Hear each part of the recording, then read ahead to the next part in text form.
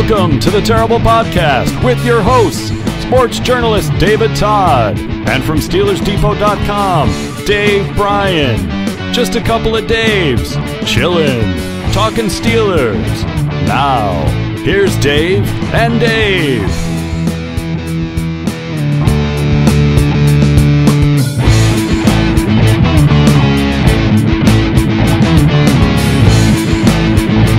Welcome to the Terrible Podcast with Dave and Dave. He's Dave Bryan of SteelersDepot.com, the place to get you latest and greatest Steelers information. And I'm David Todd. It's Season 9, Episode 17.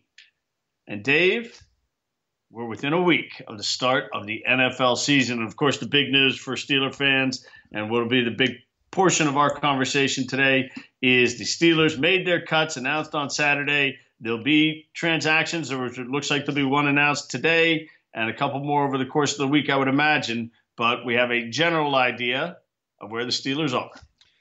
David, I want to make sure you can hear me. I'm trying to get this good internet connection in a van down by the river. I believe you lost my house a couple of times. No. As you saw, I did not lose the house. The house was bet the house on LJ Fort. LJ Fort is on the roster. I'm pretty sure that another LJ you bet the house on as well too, several times during the off season. Well, I think I bet more than the house on another LJ, but on the podcast I bet the house on LJ Ford on the Friday podcast. Okay, so you're telling me I can go back home? If you can find your way. Well, hopefully some of the listeners will scrub the tape pretty good to see, because I felt pretty sure that once Landry Jones was part of the cut down to 53 that I had to give up my house. But let's I also, people might not notice, you might not notice either, David. I'm quite a cook. I grew up in the South. In a family where parents worked and had to fend for we had to fend for ourselves, and of course in the deep South where I grew up, David, where Northwest Florida, actually Lower Alabama, if you will, we fry everything down there. I mean, you name it, we fry it. Yep. So today, this morning, I got up a little extra early for us, and I have a couple of nice plates of fresh fried crow for us to eat during this podcast. Oh, yeah, okay, some fried crow. No doubt, I will be eating some fried crow on the Landry Jones thing. Missed it, got it wrong. Obviously, just to clarify what we're trying to do when we guess what's going to happen on Cutdown Day, is Dave and I aren't picking our rosters for the Steelers. We're trying to predict what the Steeler Brain Trust will do with their final 53. And I didn't, certainly to this point in time, and based on the history of the Steelers and how they've done things, I didn't see anything, and I don't think anybody who covers the Steelers, not one person, saw the kind of handwriting on the wall that Landry Jones was going to be the odd guy out. And so, Dave, the question comes down to, was it really a performance against the Carolina Panthers kind of second or third unit, or guys who aren't going to play in the NFL? Was it that performance in that game that did enough to give the Steelers management confidence enough that they're better off this season with Josh Dobbs as opposed to Landry Jones? Is that what it came down to? I've thought about this since the move was made on Saturday, and Mike Tomlin goes in great detail every year to say lean in at the tape. I like to show players that I like to put players in certain positions to see how they respond. We've had players make this roster in the final week, against the Carolina Panthers. Look. If you look at what Joshua Dobbs did objectively from week 1 of the preseason until, really the first 2 games, because he didn't play in the third one, right? He showed improvement, but, make no mistake about it. Accuracy issues in the first game against the Eagles. Am I correct? I mean, I've got no doubt. Okay.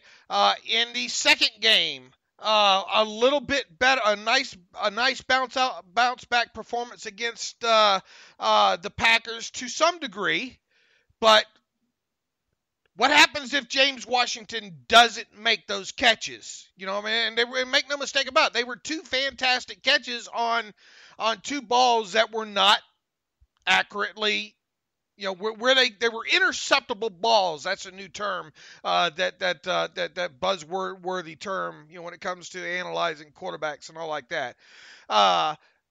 He obviously didn't play in the third preseason game. Now, was there marked improvement in the two games, regardless, based on what we saw last preseason? Yes, there was. He looked a lot more comfortable. Threw a couple of nice balls on top of the ones that weren't nice.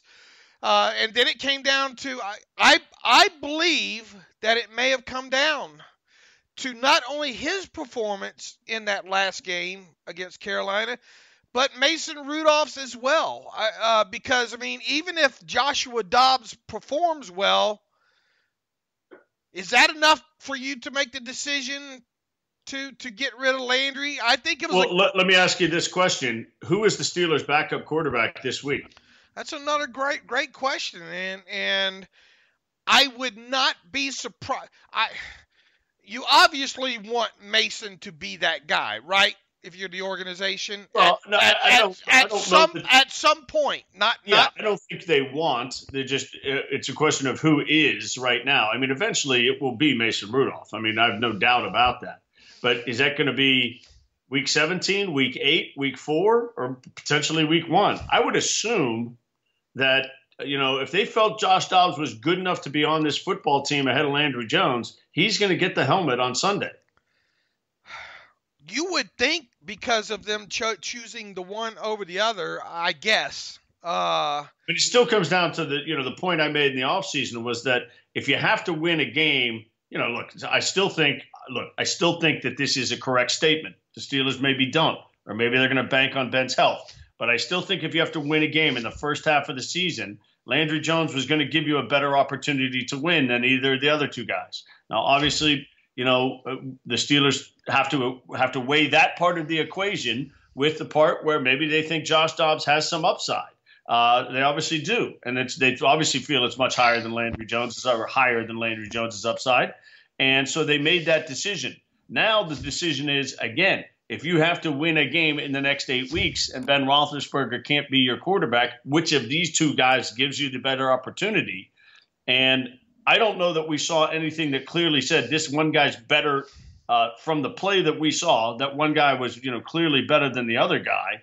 And I would just assume then you revert to the guy who's been around for a year versus the guy who has not been around for a year. Yeah, I would it would be easy to speculate that Dobbs will open up the season as the number 2. But am I willing to bet am I willing to let you bet my house on that? Right? Again, right? Yeah. No, I don't think so. Look, and I think you hit on a good point when we open this show. I have now been labeled a Landry Jones lover. Stuff on Twitter is ridiculous. Yeah. Our job, and like David said, our job is to try to read the tea leaves the best we can and look at everything objectively, and then make our predictions and analyze and go from there. We obviously missed on Landry Jones, but it's not a slight whatsoever, and it shouldn't be on Joshua Dobbs, not at least from me, and I don't think from David as well. I admitted that he improved, during the show the other day, that he took great steps forward this preseason here. It's not that I like Landry Jones more than Joshua Dobbs. I think Joshua Dobbs is an incredible human. I think Landry Jones is too. I think they're both great people. But when analyzing it to what I thought, A, Kevin Colbert would do, and B, what I thought would be best for the Steelers short term, it was to keep it was to keep Landry Jones. And yeah, I think Landry Jones, at least during the first half of the season, would give you a better chance of coming in off the bench, during a game, and then starting a game or two afterward gave you the best chance to win a ball game. Let's face it. We can break down all the tape we want so far this preseason and last preseason on both Joshua Dobbs and Mason Rudolph. The fact of the matter is neither of those two players have taken a regular season NFL snap whatsoever. And people saying, "Oh, Dave, you've got no faith. Oh, where's your Steelers fan card? You have no faith." Ben Roethlisberger came off the bench his rookie season, and look what he did. Well, do a lot of people probably forget how that performance looked, especially in the first half of the year with Ben Roethlisberger. A lot of people probably forget that they leaned on the running game quite a bit in that in the first half of that rookie season of Roethlisberger, and a lot of people probably forget just how good that defense was in 2004 as well too. One of these things is not like the other. And look, I touted Mason Rudolph quite a bit pre-draft, but and I was probably one of the few that still stood by. Look, I think they could draft this kid a year after drafting Joshua Dobbs. Even so, none of that meant that I thought that he should slide right on in and be able to reel off 10 wins, 13 wins, whatever it needs to be, should something happen to Ben Roethlisberger. The reason I thought they might keep Jones over Dobbs is because of the experience factor, because it gives you a chance to win in limited starts, and because Joshua Dobbs, while he did progress during the preseason, still didn't really give me a lot of confidence that he could be the one to come off the bench to win those games. I agree. Look, I mean, the Steelers took a different route here, and I think if Ben sprains an ankle, it's the same story. Listeners have heard this. If Ben sprains an ankle in week 4 and there's a backup quarterback got to play week 5 and 6, I think Landry Jones would have been a better option. The Steelers went a different direction. We've been out there talking about it for 5 months now, and now we've got the answer. And interestingly enough, for all those people who think every Steeler player who's cut and every Steeler should have been traded or will get picked up by other teams, as we've seen now with the cuts, Landry Jones is currently unemployed, and obviously he can't go to a practice squad, so that's not an alternative for him. And here we sit, Monday morning, and he doesn't have a job. And the only Steeler who was in camp with the Steelers who has a job with anybody is the punter, Matt Weil, who's in Minnesota. And, none of the other Steeler cuts. And the Steelers, we talked about this at length as well, Dave. The Steelers, to this point, they made a roster move, it looked like yesterday, but they did not claim anybody. And we know for a fact, we saw the numbers, 17, I think, players around the league, or 17 teams actually claimed players around the league. And the Steelers were not one of them. Right. We don't know if they may have put in a claim. Right. Yeah. We don't know if they've done that. Kevin Colbert, little people get mad at me sometimes because I'll during the off season, and really it's the only time we get to hear from him, right? When he comes out of his hole at when does that officially happen? Is it the combine? That yeah, we won't hear from him now until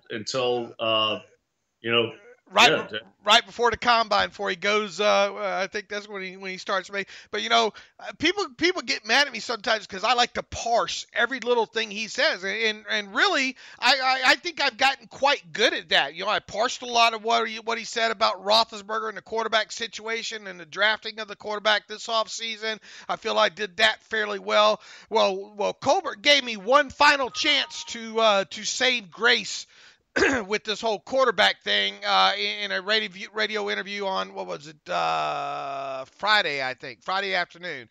He was asked 2 questions about the quarterback position, and first he was asked about And you can say, well, it's just a generic kind of response. But I think when you go back and parse it after the fact, he's asked about, is it crazy to suggest that the Steelers could keep four quarterbacks? And he said, whether we will or we won't, I can't say at this point. And then he went on to give a little bit longer answer that way, not tipping his hand whether or not they would. And then a little bit later, he was asked specifically, Landry Jones be the number 2, quarterback, and he would not confirm that Landry Jones would be the number 2 quarterback. He said, well, that's an option, but added that Mason Rudolph and Joshua Dobbs have shown signs that maybe that they can be that person, that player as well, and that's really a good thing. Later on, he goes on, would try to figure out the best 53-man roster, what gives us the best ability to beat Cleveland, yada, yada, and all like that. But I think if you go back and listen to that whole interview, you can maybe tell that maybe there was a hint there that Landry Jones wasn't going to be kept. But he is not kept now. It will be interesting to see. You know what I thought really was going to happen, David? Come Saturday at about, I guess, noonish or a little bit before that on East Coast time, what I seriously thought was going to happen was the Carolina Panthers had already trimmed their roster down to 53, and that 53 only included 2 quarterbacks. And it was Henke, whatever his name is. Yes, Heineke. If you go back and look over their last 5 years or so, their initial 53-man roster in week 1 has always included 3 quarterbacks. Well, you have Cam Newton over there. And then Heineke, he in the games that I saw, I obviously saw the game against Pittsburgh, and I think I saw one out of it. I wasn't that impressed with him. They obviously they had played. Look, they were looking because they played 2 other guys in that game. They took a look at a lot of guys. Right, and they cut those other 2 guys, and then they've obviously seen Joshua Dobbs for 2 preseasons now, and he's those have been easily his best games of the preseason, both of them against the Panthers. I thought for sure that the Panthers were going to trade for I was just sitting there. I wrote about it earlier that afternoon within the mind that I was going to be able to pat myself on the back with that one, because I thought for sure they were going to trade for Joshua Dobbs. Well, they obviously didn't. So now we sit and wait. And I'll tell you, I'm a tad surprised they haven't picked up Landry Jones. Yeah, well, I mean, he's better than what they got. Yeah, he is. And really, Landry Jones is just now a younger version of Derek Anderson, right? Yeah, right. And how long was Derek Anderson there and got to Forever. And basically, I guess either got too expensive or what have you. But I think Jones will land. I still like Jones's chances of landing somewhere between now and week 1. I mean, I think there's a lot of teams out there that you look at their quarterback depth chart and you wonder what the heck's going on. Make no mistake about it. People will try to frame this as a salary cap move. This was not salary cap related. No, $1.5 million. Look, they will do things for $1.5 million, but and maybe if it was a dead tie and you were going to flip a coin, you'd say, well, why not save $1.5 million? But this was they took the guy they thought was the better player for the longer term future of the Pittsburgh Steelers. And it's just it's not. I understand why they did it. I don't necessarily.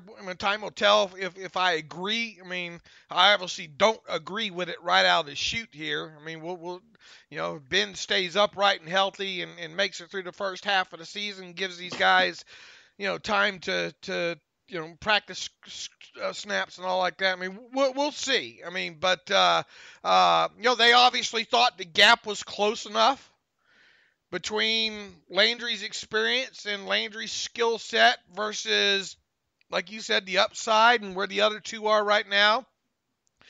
And we might never know if what happened. Hopefully somebody peppers, if too bad you're not on at the press conference on Tuesday. Too bad somebody doesn't pepper Mike Tomlin with the question about, did Joshua Dobbs save his roster spot in that preseason finale? Yeah, I'm sure Mike is not going to address Landry Jones because he's going to only address the guys who are here, and then just say, look, I'm sure we know the answer. He's going to say we did what we thought was best for the football team, and that's probably surprised if we get anything more out of that. But okay, so let's move on here. So good for Josh Dobbs. Again, it's not like this caught Dave and I by surprise and everybody else got it right. I don't think anybody – now, there were plenty of fans calling for this to happen, but I don't think anybody covering the team, thought Landry Jones was at risk. And obviously he was. And obviously, we'll see how he goes. Just one last question on this point, Dave. Is there any chance that the Steelers were kind of managing their situation and Landry Jones is going to get signed here sometime by the Steelers before next Saturday? I would assume that's a 0, but could there be something else in the works? Yeah, I wouldn't. I can't see it, to be quite honest with you. Okay. All right. So let's go through. But never say never, right? yeah, right. Okay. So let's go through the easy stuff on the offensive side first. The wide receiver group, as we expected, 6 guys. Switzer comes in. He's the return guy. Hayward Bay and Hunter both make the team. And we'll get into kind of who dresses when as we go through the week. That was pretty straightforward. The tight end group, it's probably, it's a weakness, and it's a weakness because there have been injuries to these guys kind of continually through their career, less so Jesse James than the other two, but the other two are 2 of your 3 tight ends. But it is Vance McDonald, Jesse James, and Xavier Grimble are your 3 tight ends. No surprise there. Anything to comment on that? No, Kevin Colbert has said leading up to this that he expects Vance McDonald and Xavier Grimble to both be ready for week 1. So, okay, you got your guys. Right. So, that's, the only surprise it would have been, and it would have just been a moderate surprise, and it would have been injury related for them, had they kept 4 with Bucky Hodges perhaps being the 4th. Yep. Offensive line, you got this one right. You pointed repeatedly to Zach Banner having a real shot to be the guy. If they kept 9, I didn't think they'd keep 9. They did keep 9. So Zach Banner gets his opportunity to be one of the 7 the 7 inactives starting in week 1. But on the 53-man roster, which means somebody else isn't on the 53-man roster. Yeah, and, it's just one of those things that this Zach Banner's the guy that joined late, obviously during this process. Was I confident in them keeping a 9th? No, I was confident that if they did keep a 9th, that it would be Zach Banner or somebody outside the organization, because I just think you needed to make sure you kind of covered yourself a little bit more at the swing tackle position, because Chooks had kind of a little inconsistent play, which is to be expected there during the preseason. Banner was decent at times. He's got a couple of question marks about him as well too. But I realize that could have been, and I talked about it all offseason. Is it going to be 8 or 9? Not sure of that. But I was kind of positive that if it was going to be 9, it would either be Zach Banner or somebody outside the organization. Yeah, and a big guy, 6'8". We talked about him a little bit on Friday. USC. He's there on potential. The position, that I admitted on Friday, and we've talked about a lot, that we kind of had the least clarity on, certainly for me, that I had the least clarity on, was running back. And I was pretty certain that Jalen Samuels wouldn't be on the team. He still may not be on the team. We've got the Le'Veon Bell situation, and the Steelers kept 4 backs. I'm surprised Fitz turned out to be 5th of 5. I thought Ridley and Fitz both had a chance to make it, and Samuels would go to the practice squad. I still think with Ridley on the roster now, if they cut a running back, I think it's more likely to be Jalen Samuels going to the practice squad and then him supplanting the running back who's on the practice squad, than cutting Stephen Ridley. We'll wait and see what that happens, Dave. What are your thoughts? Yeah, I'm not sure how this is going to play out either. I chose when going back through and looking, and sometimes it shows you can't judge, things that happened during the preseason. Ridley missed time during the preseason with a groin injury, and in the other games that he played in, he didn't log any special team snaps whatsoever. Fitz did, obviously. Jalen Samuels did, obviously. I think Connor, very briefly, you obviously didn't want to get him nicked up. You want to take more look at him at running back. When and if Le'Veon Bell is reinstated to this roster, it's going to Ridley. Just keep in mind, Ridley doesn't really give you any special teams value. So if Ridley's going to dress as your third running back, does it matter that he doesn't play special teams? And by third running back, I'm meaning third running back once Bell returns. Yeah. Well, I mean, look, obviously, you can only have so many guys who don't play special teams, but they have a lot of guys who do play special teams. So, for every Justin Hunter who's not going to play special teams or Ridley, you need a Chickalow or a Hayward Bay or whomever. So I think they have enough guys. That certainly could be a deciding factor. But I would assume, I would be shocked if when Bell's reinstated that the move was not to, cut one of these two running backs. I just can't see keeping 4 running backs and Roosevelt Nix and having a guy on the practice squad as well. Just seems like overkill, but we'll see how that plays out. Okay, that's the offensive side of the ball. Now, here's the thing about the running back position. If they keep 4 when Bell returns, Samuels has got to be a week 1 inactive, right? Yeah. One of them is. Again, if I don't know if it's special teams they want to use him, but I can't imagine that's going to be the case. So I would think for sure he's inactive. You've got 3 of your inactives right here on the offensive side. We know they're going to be. Banner's going to be 1. There potentially could be a second Chooks could be the second as 2 offensive linemen inactive, and then your quarterback and your running back. That gives you 4 of your 7 right there. Right, and it'll be interesting to see the wide receiver on the offensive side of the ball. Yeah, they only dress 7 offensive linemen, so that's 2 inactive there. If they keep four running backs on the roster, and Bell's one of them, one of those other guys is going to be inactive. And it'd be interesting to see, is James Washington considered ready enough right now to be on the week 1 dressed list?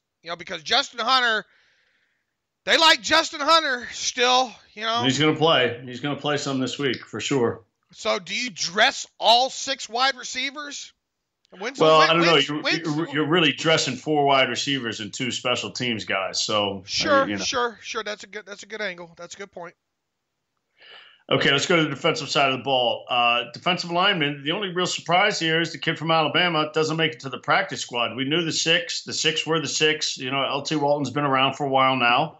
Dan McCullers, he got lavish praise through training camp. We'll see if he dresses. Now, that'll be an interesting thing. Do they dress L.T. Walton? Does he dress and does McCullers dress? Because we haven't seen 6 often. But you might make an argument that you want to dress 6, and I don't know. Does that mean who sits if you only dress 5? I can't see them. They just don't dress 6. Unless injuries elsewhere on the roster just end up. Yeah, you got to have a body. So I assume that doesn't spell great things for L.T. Walton here in week 1, because you want to have your backup. You want to have your backup nose tackle. Well, L.T. Walton was considered your backup nose tackle last year, you know. So So one of those 2 is going to sit. I would think it's going to be Daniel McCullers that does not dress. That would be my guess right now. Okay, so we got L.J. Ford into the linebacker, and I got Denny as the outside guy. I hit the linebackers dead on with 9 of them, and it went as expected. I had him flipped. I had Keon Adams making a 5th outside linebacker, and I had L.J. Fort off. I had him keeping 4 inside linebackers. Yeah. So, and this is where your other well, depending on injury and what happens a little bit with the roster here, do both Matthew Thomas and Adeni Ola get helmets in week one? Well, look, this is where we need to you got three of your special teams guys right here: Chicolo, Fort, and Matakevich. They're all dressing and playing. They are. They should. I mean, all dress and play. And now this is where we need to have a little bit of discussion here. You're going to. I don't see how you don't dress all five of those. If things stay the way they are right now, I don't see how you don't dress all 9 of these guys. Yeah, I think all 9. I think Ola would be my question mark. I think Thomas definitely dresses, and then Ola's the question mark. But I'm generally with you. I can get to 7 without having to sit any of these guys. Now, when you look at that outside linebacker group on paper there, staring at it, how does that thing look to you? How does the entire linebacker core? Oh, it's a disaster. I mean, look, and I'm going to get into this in a second, but I'll get into it now. You cannot argue to me that this Steelers defense on paper is better than the Steelers defense that opened the season last year. I mean, Ryan Shazier is the obvious glaring change. And then, you played around in the back a little bit with, Mike Mitchell's not there and somebody else is there. But, you can't tell. I don't know that Bud Dupree and T.J. Watt are going to be better than the Bud Dupree and T.J. Watt we saw last year. We haven't seen them on the field. And while I'd like, Artie and Sean Davis to be better, we have yet to see it. They should have been better last year, and we didn't see that kind of step forward. That I was expecting. So, the step down from Shazier to Bostic is enough for me to say this is not as good a defense the Steelers are putting out here in week 1. And certainly from a depth perspective, I don't feel great.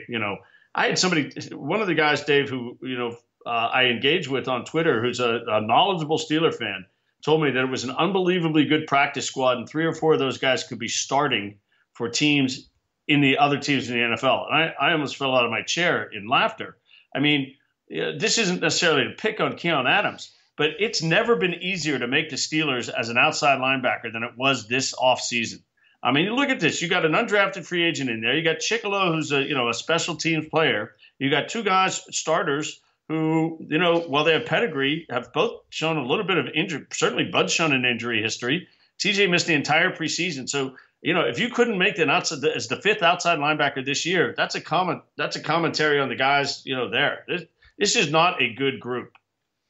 No, and me and edge rushers and tight ends. I am a bit worried about it. And I hope that, look, I'm not worried about TJ Watt as long as he overcomes this hamstring injury, but how long is it, is he just going to be able to flip a switch and be able to turn it back on week 1? Well, this is the funny thing is because everybody's worried about, Le'Veon Bell, missing training camp. And, look, Vince McDonald missed training camp. TJ Watt missed training camp. I mean, Morgan Burnett's missed a ton of training. The Steelers had a lot of guys. And I'm always of the view, better safe than pushing guys in training camp. I think it's the right approach. But, when you worry about Le'Veon Bell, realize that your Steelers have had a bunch of guys miss a lot of time here through the preseason. Bud Dupree, this is a big year for him. I mean, you got to live up to that 5th-year option, and it's got to happen this year. Chicolo, I mean, what? Same as he's ever been. Very good special teams player, and just a guy. I mean, you're not gonna see the field if the other guys are healthy. I like what I saw out of Ola during the preseason, but I mean, the fact of the matter is, Ola's right there with on the same level with Chicolo. Ola might be your second best pass rusher.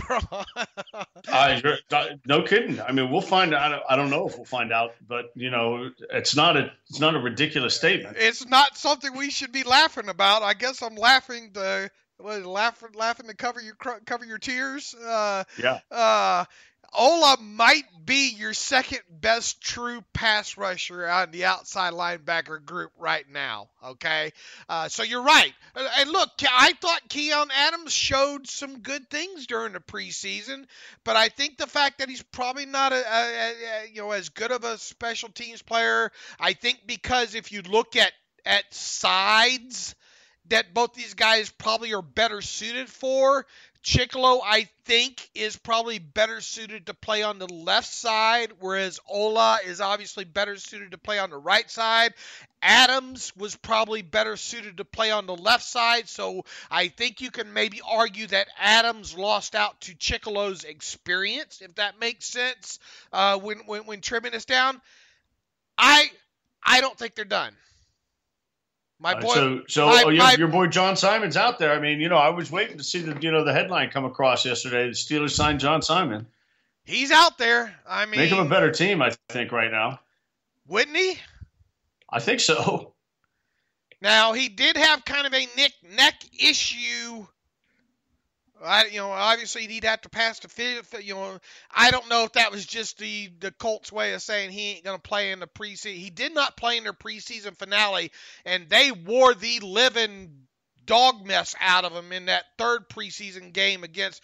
That's really when my ears started, and Alex too, because Alex has been on board with this since earlier in the offseason. That's when there have been rumblings for quite a while since they changed that defense from a 3-4 front to a 4-3 front, that Simon might not make it anyway, that he was going to be the odd man out. And that was early in the offseason. That's kind of what perked our ears up. You move forward into this thing, you keep hearing, well, Simon's having such a great camp, yada, yada, had a good start to the preseason. Boy, I don't know how they can cut Simon. And then you get into that third, it was either the second or third preseason game. I think it was the third one. And they're playing him well into the fourth quarter. He's playing special teams. You don't need to see that kind of stuff out of John Simon unless you're trying to showcase him to maybe trade him. Lo and behold, he sits out the fourth and final preseason game, and then they cut him from there. So, yeah. Look, I'm going, if he's healthy, I'm trying to go after him. I really am. I think he makes this unit better. And if he can play special teams for you, say what you will, but I think he makes the team better. And if not him, is there another edge rusher out there that can play special teams that can give you kind of the snaps? Now, look, I'm not saying, and I've never said that John Simon is a guy I'd have a lot of faith in starting 9 games or whatnot. Could he do it? Yes. But I think he's a guy, though, that can give you some quality in-game relief snaps, and I think he's a guy that can start a couple of games for you still as well, and I think he's a guy that can run up and down the field the eight times that you'll need him on special teams. Yep. Well, it'll be interesting. I thought all along that they would they'd be out there, looking to do something, and obviously today would be the day that you do that. If you didn't want to claim them on waivers and assume any contract, you have your negotiation, and we'll see how that plays out. So you don't Matthew Thomas, a lot of good. You still don't think that he's going to be a starter by midseason? Look, if he is, I don't know if it's a great sign or a terrible sign if he is. I mean, I don't think Bostic's a bad football player. I want to see him in there when it matters, and we'll make our evaluation starting this week on John Bostic.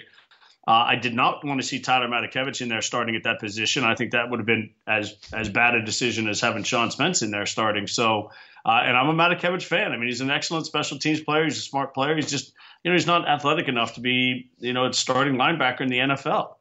So if Thomas shows that he gets it and can do those things, great. But let's see how Bostic does and see if he lives up to his billing. So for me, then, Dave, the biggest surprise on the entire roster. I mean, look, I was a little surprised about Zach Banner, but that was more a numbers question. The surprise for me on the roster was really Marcus Allen making the team, and I wasn't as surprised that Jordan Dangerfield made the team. I thought Jordan Dangerfield did some good stuff, and we know Nat Berry is going to be back now, and we're expecting, are we expecting Morgan Burnett to be the IR designate guy, which obviously is unfortunate for the Steelers in terms of he and Bostic being their 2 free agent signings, but it's an opportunity for Edmonds and some other guys to get playing time. But Marcus Allen was the surprise for me, and look, I guess the way you look at it is he made it however you want to slice it, you can say he made it over Brian Allen, even though they're not, playing the same position.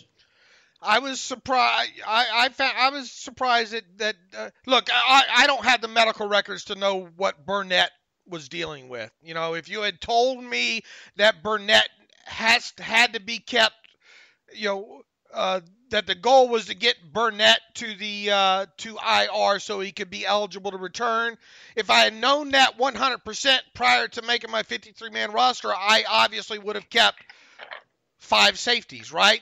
Even so, I'm not sure Marcus Allen would have been right. No, Nat's your guy, and look, it's now going to be. It's not, yeah. Right. You would have kept Nat. I think I would have kept Nat. I did keep Nat over Marcus. I didn't have Marcus Allen making the team. I didn't think he had a chance. I would have kept Nat and Dangerfield as my 4 and 5 had you told me that Burnett was going to have to go to go to IR. Okay, so now you have Sean Davis, Morgan Burnett, Terrell Edmonds, Jordan Dangerfield, and Marcus Allen. All on the roster right now. We know Nat Burray's coming back to probably in a move that's going to include Morgan Burnett going to IR with designated to return. The question now becomes, David,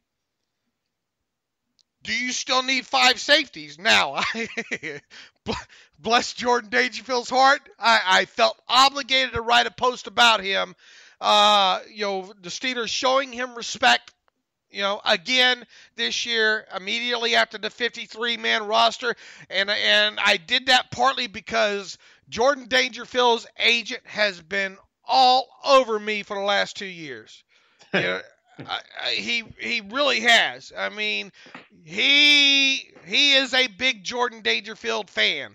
And he always wants to point out, make sure that I know, that last year, even though Jordan Dangerfield went to was waived injured after the first really this same time period as last year, he always wants to remind me that Jordan Dangerfield officially made the 53-man roster last year, which he did. He did officially make the first 53, but he had suffered an ankle injury during the Carolina game. They waived him in part of that round-to-round, loop-to-loop, merry-go-round during that first prior to the Week 1 game. Yeah, the Stevie Johnson role. Right, the whole Le'Veon Bell, Stevie Johnson, all of that. Cameron Sutton, Jordan Dangerfield was part of that, and he was waived injured. He landed on IR. They gave him an injury settlement. He came back later in the season, was signed to the practice squad, and ended the year out. Now, Jordan, yesterday, I got two agents going after what I did, something that I wrote and did on Twitter, got Nat Burry's agent and Jordan Dangerfield's agent after each other. Yes, I saw that. As Nat, Jordan Dangerfield's agent saying, Nat Burry's just a guy, basically. He's a good special teams player, but he's just a guy. What's the big deal? And then Dangerfield's agent, Burry's agent, chiming in. I've never torn down any of your players or disrespected any of them. What the hell are you doing? And then one says he wants to meet the next one at the next NFLPA meeting. But it was. I thought he handled that. Yeah. I'm gonna punk you. Right. I'm adding clickbait into that. Okay, but here's the thing. Why would Dangerfield's agent be so concerned about what's going to happen to Burray today if he doesn't think Dangerfield's already been informed that Dangerfield might be back off this roster pretty soon? Does it? No, it doesn't follow to me. I mean, look, why would they cut Burray? Why would they cut him and re-sign him? They did it to deal with this IR designate. So somebody's going on. It's either going to be Mike Hilton or Morgan Burnett. It looks like it's going to be Morgan Burnett. So I don't think there's anything untoward or anything, any conspiracy theory behind this. That I think it's pretty straightforward stuff. I think it's just a guy protecting his guys, whatever. Yeah, but why would you cut Burray when he has supposedly a 90? You know, not that $90,000 in dead money is going to kill the Steelers, but why? And because he's a special teams demon that he is, why would you even cut? Why? I guess what I'm getting at is why aren't you keeping? Why wasn't Dangerfield the one used? So here's in the roundabout. Okay, so here's my answer. Isn't it because then he doesn't have to go through waivers as a vested veteran, and Dangerfield would, so Dangerfield could get claimed, but Nat can just say, nope, I know I got a deal in place. I don't have to worry about it. Yeah, not that Dangerfield would get claimed or anything, but this just makes it a done deal. Yeah, I suppose that could be the angle. That could possibly be the angle. Sure. Because there's no other reason. I mean, that's the reason. To me, that has to be the reason, and that's why they did it with Steve Johnson last year. They said, he's a 10-year guy. Nobody, you just handshake. We're going to sign you back on Monday. We don't have to expose anybody to the waiver wire. Here you go. So, I guess what you're telling me is I just what threw me off is Dangerfield's agent getting all upset about Burray coming back. Why are you going to get upset about that? If your guy's on the roster too. Well, I don't know. Maybe he was upset that you were writing about him and you never wrote about Dangerfield. I mean, it might have more to do with you than anything else. No, but I wrote about Dangerfield this morning. But I mean, I wrote about Dangerfield before he got all up in arms on Twitter. Yeah. Yeah. Okay. That's. Well, maybe it's just the past stuff like you were talking about. Right. You know me. You used a comment in the wrong place on Twitter, and I'm pulling out my tinfoil hat. All right, so to me, all right. Well, cornerback and Brian Allen. I was a bit surprised about that from the sheer aspect that Brian Allen. He hasn't played during the regular season, so nothing really to evaluate there other than a special teams play. But he has been used quite a bit. We talked about him Friday. You mentioned it. He was one of the gunners. And so I felt like Brian Allen should be at risk. I didn't think he played well. You pointed out he's been a gunner, and that's a reasonable, point to make that, maybe he'd be around, but he ends up being the guy. He got to the practice squad, no surprise there, but so Sensabaugh sticks around and Marcus Allen stays on the roster. This year's 5th round pick at safety and last year's 5th round pick at corner goes to the practice squad. David, we have some breaking news here. All right. I bet there's been a Le'Veon Bell sighting. Nat Burray has been signed to the active roster. We've known that, and they have placed Ola Adeni on the reserve injured list. Oh, well, now that's a surprise. That is a surprise. Okay. Now, Ola is the one that suffered the hamstring in the preseason finale? Yeah. Yep. Now, a reserve injured list means he's done. Right? No, he's eligible to return now. Well, he's eligible. He hasn't. Was he designated? Huh? No, you don't have to designate until you designate them now. In other words, right. That's the new rule. 2 guys can come back, right? Right, and you don't have to designate them when you put them on or anything. The only thing is that they have to sit out the first 8. In order to qualify for the designated to return tag, you have to be on the initial 53-man roster. Yeah, you've got to be on the original 53. So there you have it. So maybe let's read some tea leaves here and say maybe this is a positive, positive on both Morgan Burnett and Mike Hilton that they're not going to be out any extended period of time. If you're looking for linings here, but this also probably means maybe they're not done. Maybe John Simon's in the building. John Simon's flying into Pittsburgh because you're not going into the regular season with 3 outside linebackers on your roster. Now they obviously have Keon Adams there and they can move him, but this would suggest to me, Dave, that let's go with John Simon. It's as good a guess as any. I just can't. They're not finished. It would be what I would bank on here.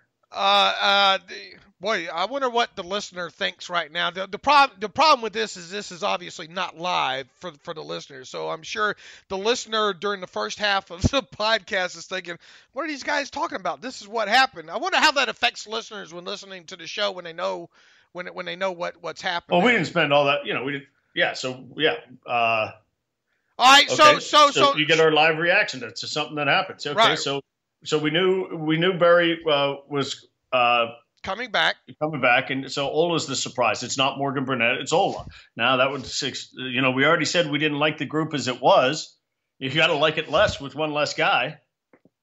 All right, now so somebody you're not going into this game with just 3 outside linebackers, right? I can't believe. I mean, you could go into a game like that, but I can't believe that's a plan. I mean, they have 4. The Adams is on the he's on the practice squad, so there's a guy. But I would expect more. All right. So who goes when the 4th outside linebacker? Well, now who's at risk? Marcus Allen and Jordan Dangerfield are both at risk because now you got 6. Now you got 6 safeties. So you have 6 safeties and 5 corners seems too many. So one of those 2 guys is now at risk. Right, and it's probably going to be Dangerfield, right? That would explain why his agents all. We might have gotten this all. They got live reaction to us getting news that impacted what we were just talking about. So yeah, maybe that's the answer. Okay, now, who go? Is there anybody else from the outside that you might adding at this point?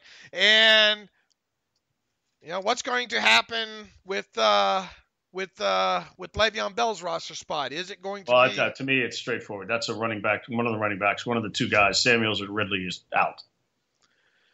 All right, so this is definitely going to be interesting to watch materialize from here. They're not done.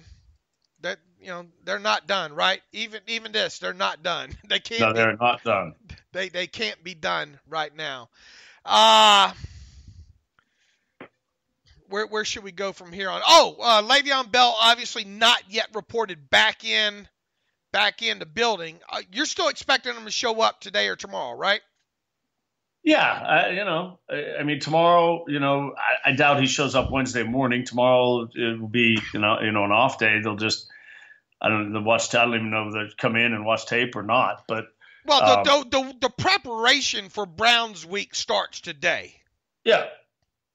And you would want him in the building today if you're going to play him. Well, you want him in the building always prior, but you're still going to play him. You think there's any way that he's not, a DD, some of these reports out here? There's a view out there that Le'Veon Bell, Dulac, I think it was, reported that he told teammates that he was reporting Monday. And then Bell got all, bent out of shape and denied that. So, I mean, he could be as petty or as silly as just not wanting reports to be wrong and reporting tomorrow. I mean, it literally could be something that stupid. Is there any chance whatsoever that Bell shows up today or tomorrow, signs the tag, is issued the 2-week roster exemption, and then is not activated by Saturday at 4 p.m. and thus doesn't play in the Steelers' Week 1 game against the Browns? It's possible. Sure, it's a possibility. Again, I'd be surprised, but maybe they keep all 3 of those backs, and he's not activated. It costs him $850. It's no small chunk of change. Look, Bell's played this. We knew what was going to happen. Now, if he plays this part, if he extends his, time away from the team, now he puts this stuff at risk, and it's just stupid. But that's his decision. I mean, look, the Steelers can't do anything. I mean, other than him protecting his health, that's the only thing he has to gain here is him knocking one less game every week off the schedule the longer he stays out. Yeah. So maybe we see Matthew Thomas get some snaps to rush off the edge. He's not going to play outside linebacker, but maybe they feel like he can rush off the edge on occasion, and he we see him be a little more. We saw it a little bit in the preseason. We see a little more position versatility out of him, like we've seen out of some other guys at the safety position. Well, we knew this wasn't going to. We knew the 53-man roster was going to stay in flux, and it is. And now we'll wait and see if they bring an outside guy in like John Simon. We'll have to wait and see what happens here with Bell the next few days. I would think you would want Bell in this building today. Well, yeah, of course they want him in. It's it looks like he's not going to have. It's 10 o'clock Eastern time, and I think practice starts within the hour. He's not there. It's not been reported that he's there, so he missed the meetings prior to practice. So, he's not going to practice today. So that's shot. So now we're looking at Wednesday. Does that surprise you that he's not made it? Because last year nothing surprises me with him. I can't even bother to be surprised with him. Last year he showed up the day after. He showed up the Friday after the final preseason game. And then when did he sign? He signed his tag on Monday, I think. Monday was when he reportedly signed his tag, and then did he? Yeah. So did he? I don't remember if he signed it Monday morning and practiced or what. So. Well, Sunday they wouldn't have practiced last year. No, I'm saying Monday. If he signed it Monday, did he practice on Monday? I don't remember. I'll have to go back and look. I mean, I don't know. I don't remember if he. I know he signed his tag on Monday, and then Burt posted that he was given the 2-week. They asked for and received the 2-week exemption, roster exemption. Now a player can practice even though he's on the roster exemption. Obviously he can, because Bell practiced that first week, and then he was activated from the the reserve from that list, exempt from the exempt list that Saturday. So yep. I think tomorrow might be the big day. We should learn something in the next 48 hours on him being in the building or not. But I mean, I last night on Twitter I wrote, would you be surprised if Bell essentially doesn't play in week 1? And I got a mixed reaction. And all that assumes that he shows up Monday or Tuesday. I wrote, if he shows up Monday or Tuesday, would you be surprised if he doesn't play in week 1? Okay, so let's the guys on the practice squad. I guess the surprise was the Alabama kid. I mean, I don't even know if it's a surprise. We knew Levon Hooks was likely to get to the practice squad. We knew it was a question of which running back was going to be on the practice squad. The practice squad list of names in terms of guys. It's guys that more or less we expected to be there, right? I mean, Tevin Jones makes it. Griffey makes it. We saw what happened with Patterson. He goes to the IR. Marcus Tucker goes to the IRs or to the reserve list. Some of this stuff is procedural. They had to sort these things out. But Bucky Hodges is probably the most notable guy, and the guy who's most likely, the guy's most likely to get called up, Dave. Obviously, Keon Adams is now, at least his name's in the mix. Levon Hooks, his name is in the mix. I mean, Farrington Huguenin, we haven't talked about it all. And I don't know how you exactly kind of hybrid type of player you think he is, but obviously his name becomes in the conversation. And then Bucky Hodges maybe is the most likely of guys to see some time this year, I would think. Yeah, if you have another issue at tight end, you would think Bucky Hodges is going to be your guy, especially if that guy that you're having issues with is Vance McDonald. You would think that he would be the guy.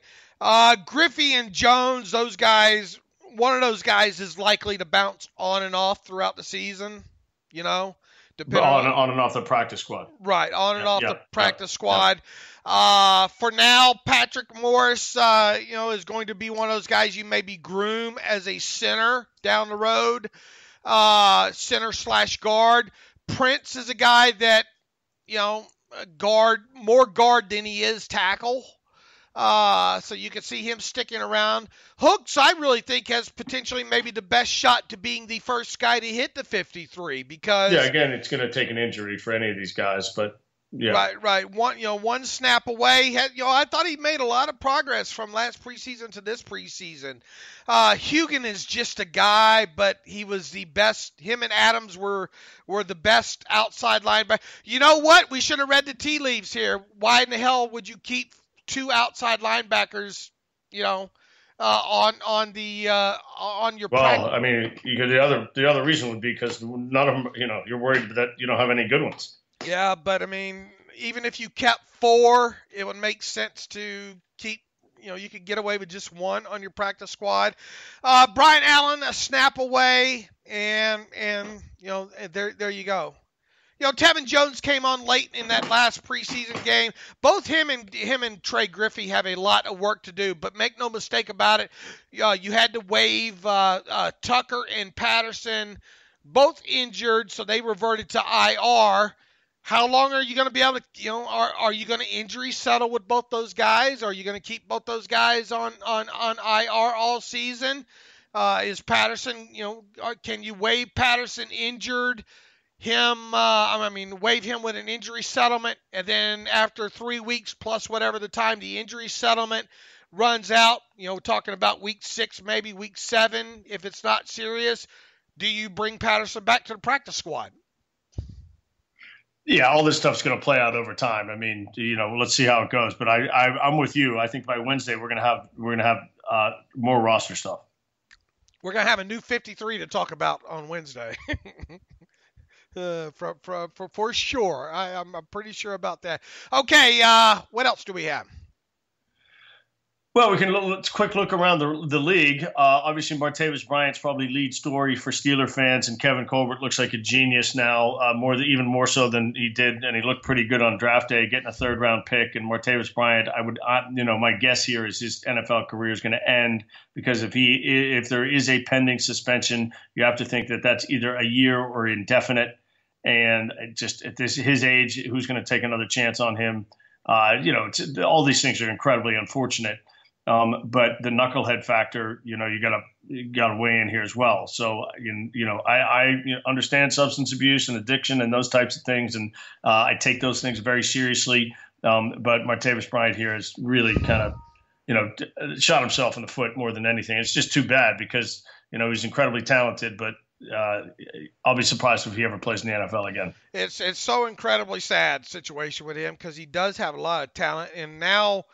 It's just one more thing to add on to why I was too long a list, right? Right. Yeah. Why I was shocked that Kevin Colbert was able to trade Martavis Bryant for a third round pick. The fact that Kevin may have even been able to trade Martavis Bryant to the Raiders for a 5th round pick. Yeah, right. I mean, if you're the Raiders for a 7th round pick, it's worth the flyer. For a 3rd round pick, you have to get kind of 60 catches for 1,100 yards and 8 TDs for it to be worth the 1 year and then the ability to re-sign him. They're going to get 0, 0, and 0, and it really just looks dumb. What if the Steelers had made a move like that? I mean, Reggie McKenzie is always kind of looked on, because of his time in Green Bay, right? And time with Reggie McKenzie's often put up there in this upper echelon. Really? I don't think so. I don't think Reggie's. Well, maybe you have a different perception. I don't. Maybe it's just my perception, is I don't see it. You don't think? I mean, because of past things, past. Well, let's talk about the other thing the Raiders did, and they obviously trade, one of the elite defensive players in the league to the Bears, and they get 2 first-round picks, and they swap a bunch of kind of other middle level picks. Dave, look, I've said it on Twitter yesterday, and I'll say it again. I'm a little surprised a team didn't pay more because when you think about the price that was paid by the Bears. When I look at this, I just very simply say, people say, oh, 2 first-rounders. You can't ever give up 2 first-rounders. You're not giving up 2 first-rounders in my mind, because you're getting a player who is already a proven, successful, massively, absolutely top of the draft first-round pick in return. And now the difference being that top of the first-round pick draft kid is going to cost you over, the 4 or 5 years is going to cost you, $20 million, and this is going to cost you $20 million a year. So there's a massive difference in the salaries you have to pay. But in terms of giving up 2 first-rounders, you get a player who, is as good as they get in the NFL. And I honestly, with the Steelers and just looking at the roster, as we just talked about, I would have given it serious consideration. I might have pulled the trigger. He would change that Steeler defense. Well, I mean, he's definitely an impact player, right? I mean, for sure. He's a guy. Said that, somebody pointed out the Raiders defense, I think, finished 29th and 25th the last 2 years in DVOA, with Khalil Mack as the central figure in that defense. Well, I mean, he gets look. One guy doesn't win it all, right? Right, of course. But to me, on this, this is it would have been out of character. I get it, the whole thing, draft picks, blah blah blah, and salary cap. You can afford players like this. That means you have to be thrifty in other parts of your roster. But it's not the Steelers can't afford them. You can afford them. Absolutely, you can afford them. Did you go over the compensation for Khalil Mack? I saw the big numbers and I have not gone through year for year. And, obviously, you structure this to make it as advantageous to your current situation, which I'm sure the Bears did. All right. The Bears gave up 2 first-round selections, 2019 and 2020, a third-round selection in 2020, and a 6th-round selection in 2019. So there were a 1st and 6th in 2019, a 1st and 3rd in 2020, and in return from the Raiders, they get the Raiders' 2nd-round pick. Well, they get obviously Khalil Mack. They get the Raiders' 2nd-round pick in 2020, and a conditional 5th-round pick in 2020. To me, it doesn't seem like on off the charts get for the Raiders. Look, I see why. Fully understand why the Bears did it. I would have considered doing it. The salary for Khalil Mack is the issue. How do you figure that into your defense?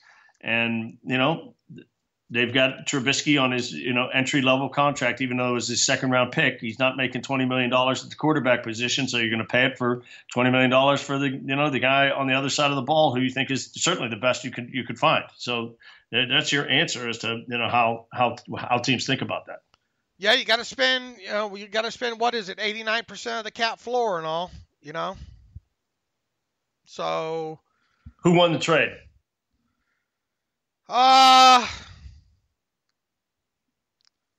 Yeah, I mean, I me, I like Give me the stars, yeah. I like star edge rusher. I like edge rushers, man. I like edge rushers. Okay, so let's look around. What does Wimpy always say? I'd gladly pay you Tuesday for a cheeseburger today or hamburger today. Give me that good hamburger. Yeah. So all right. So he's the guy around the league. Sam Darnold's going to get the start. It looks like for the Jets. Nick Foles. Peterson lost his mind when Ian Rappaport got one right, and I don't know why. I guess like as if you were going to be able to keep who your starting quarterback is a secret for 5 days going into an NFL game. That's clearly not ever going to be able to have happen. And in Buffalo, Nate Peterman, the Pitt product, gets the starting job over Josh Allen. Not really a surprise. They announced this morning Allen didn't even run with the first team hardly at all through the preseason.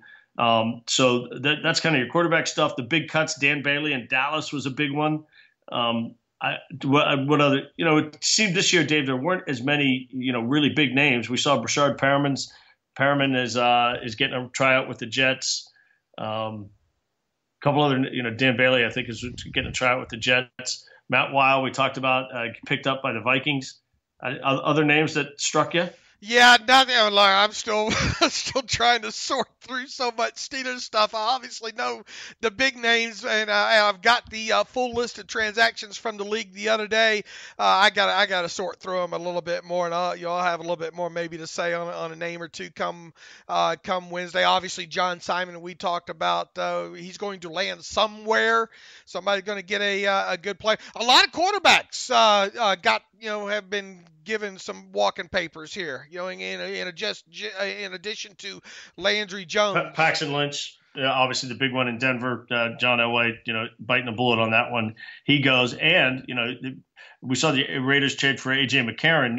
You feel like McCarron really missed his opportunity to be a starter, because if he had been healthy in Buffalo, that probably would have been his job, but he's not. So he's in Oakland, and clearly the Bills didn't want to have that stuff hanging around. They didn't want to have another guy. They got Josh Allen. He's their developmental QB. He'll be their QB next year, and they didn't need McCarron hanging around. So that was more just didn't want to have the guy in the room, I think, as much as anything. And then we saw.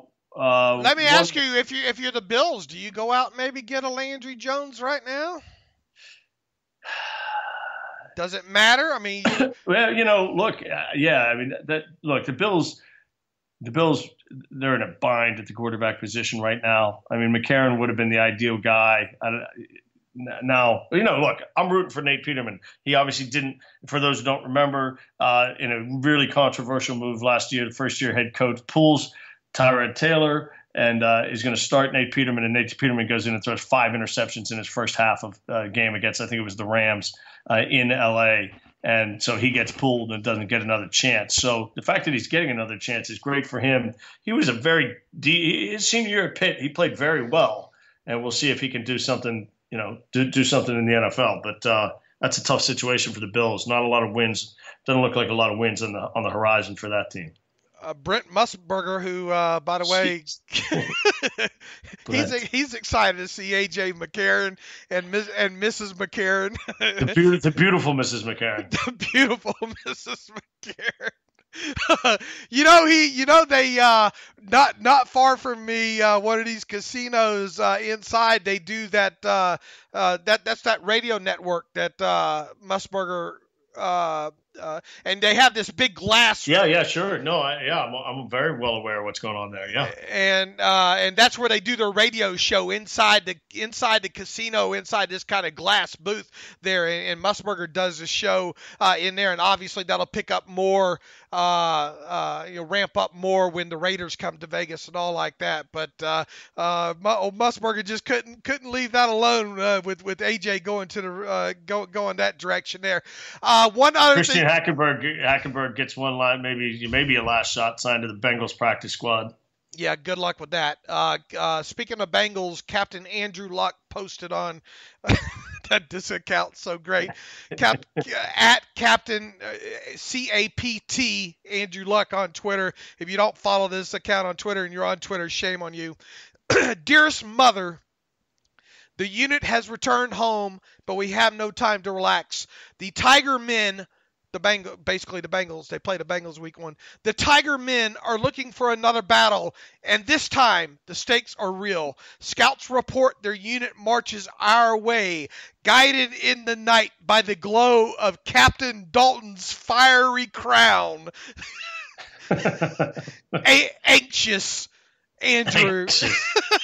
Love Andrew. Captain Dalton's fiery crown. How great is that? Whoever's behind that account does an absolutely fantastic job. Like I said, it's a must-follow Twitter account. David, are you full? Are you full? Is your belly full? Yeah, I'm full, and I'm going to have some kind of, larger thoughts on the Steelers coming up, Wednesday and Friday. Also, just on a personal note, we are the startup that I've been working with over the last couple months. We're kicking off this weekend. We're raising money. So if anybody out there's got a bunch of cash lying around, email me, tmtodd1@gmail.com. But it's a high school sports type of thing, football related for our focus. and I'm happy to talk about it. But exciting week for us getting that going. All right. Well, best of luck to you. I know you've been had a lot of meetings associated with that recently. So good luck definitely with that as well too. All right. In the meantime, and David and I will hopefully have a Browns beat writer on the Wednesday show. We'll talk about how the rest of the Steelers 53-man roster looks Wednesday morning as well. You can follow me on Twitter at Steelers Depot. You can follow David Todd on Twitter at David M. Todd. You can follow the show at Terrible Podcast. You can email the show, or what did I just say? At Terrible Podcast. You can email the show, theterriblepodcast at gmail.com if you have any crow preparation menu recipes. You can send them along, or if you would just like to email us an L or something like that. Please, no death threats and no calling me a feminine hygiene product. Okay, that's not very nice. If you like the show, even after us taking the L this week, you can go to SteelersDepot.com, hit that donate button, upper right navigational bar. Also, if you like to go to SteelersDepot.com, but you don't want the ads, you can purchase an ad-free version of the site for 1 year for $25. Click the ad-free up there in the right navigational bar. Boy, and we'll be back on Wednesday, David. I look forward to it. Yep, as always, thanks for listening to the Terrible Podcast with Dave and Dave.